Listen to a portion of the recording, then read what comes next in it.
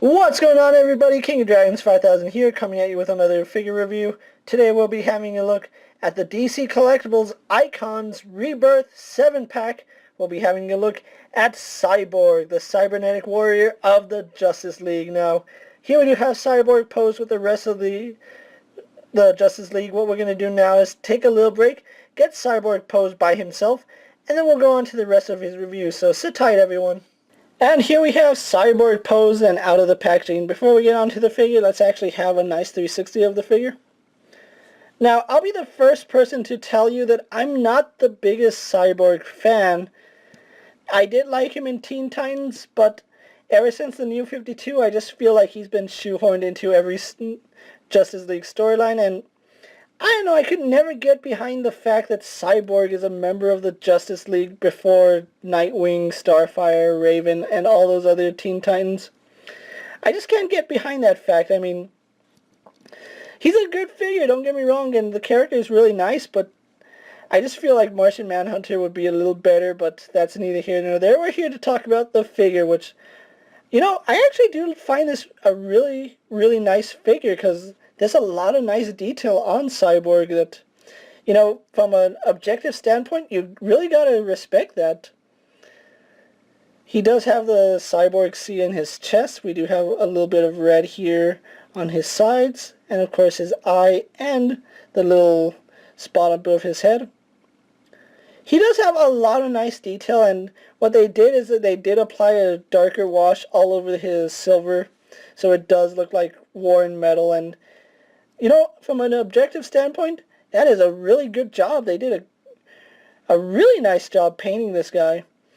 Unfortunately, I don't have another Cyborg figure to compare him with. Like I said, Cyborg isn't my favorite Justice League member, but let's actually compare him to another 6-inch figure, so we'll set him right there.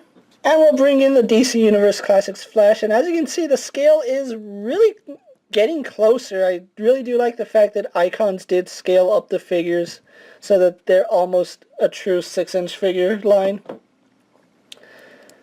With that out of the way, let's actually go on to the details that I'm talking about, so that way you guys can see exactly how much effort went into this figure. And again, giving credit where credit is due, I really do like that face sculpt. It looks really, really nice. They did a good job sculpting his hair. And then all the cybernetic parts on his body, you can see there's panel lining everywhere on his head. So that's pretty cool. The eye is his eyes are really nicely painted. They could have really messed up this eye, but they didn't, and the red eye looks pretty cool. A little sloppy on the C, but you know, I'm willing to overlook that because he still has a lot of nice detail on him. You can see more panel lining here on his chest and then throughout his back. So just an overall really good job on Cyborg. You can see this red is a really nice shiny red, so I do like the sheen on that. It's not a matte finish, it really does shine. We go to his legs, and again, he has a lot of detail all throughout. So giving credit where credit is due, he's a really well-detailed figure, and I do like that. I don't much care for the character, but I have to say they did a good job with this figure. Now if we can pan the camera out really fast, so we can actually go on to Cyborg's articulation. He has a standard Icons articulation. Well, not standard, I'll go into that in a little bit. He does have a ball jointed head where he can look up slightly. Can't really look down. Head is really stiff. Like, you can hear that creaking, can't you? But head is on a ball joint. We can get it left and right. Swivels. Arms on a ball joint. They do go out to about this far. He does do a full 360. He swivels at the bicep. Double jointed at the elbow. He also does have a swivel in the wrist, or in the forearm right here, and his forearms do come off. Wow, you just saw that paint come off. But both his forearms do come off because he is going to be used for another figure in which you get attachments for him. So that's pretty cool. Getting those back on. He does have a ball joint in the wrist, and just like all the other Icons figures, his wrist his hands do come off. So we do get a swivel hinge with that. Although it is a little hindered by this little cuff here, but you know, it's okay. He has a really good ball joint right here in the torso. Really can't complain about that. We get some back movement, a lot of forward movement, and then we do get a forward crunch, so good articulation there on Cyborg. We can get him leaning back pretty far. Legs go forward, back, and out.